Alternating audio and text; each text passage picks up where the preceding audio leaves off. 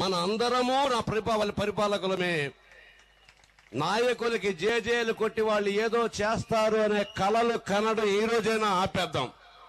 ఎందుకనంటే ఒకసారి మోసపోతే అది అమాయకత్వం, రెండోసారి మోసపోతే అవతల వాడు దుర్మార్గత్వం, ప్రతిసారి మోసపోతుంటే అది మన తాలూకు మూర్ఖత్వం.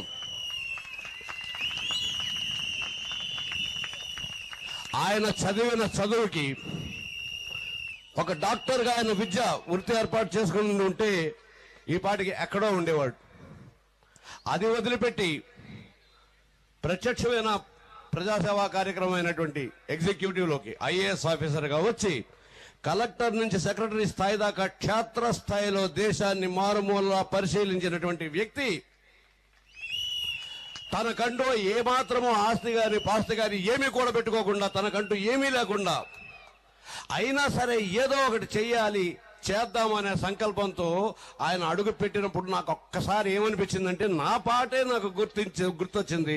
ఇందాక మిత్రులు గుర్తు చేశారు, ఎవరో ఒకరు ఎప్పుడో అప్పుడు నడవరా ముందుగా అటో ఇటో వైపు, మొదటివాడు ఎప్పుడు ఒక్కడే మరి, మొదటివాడు ఎప్పుడు ఒక్కడే మరి, మొదటి అడుగు ఎప్పుడు ఒంటరే మరి, వెనుక వచ్చు వాళ్లకు బాట అయినది.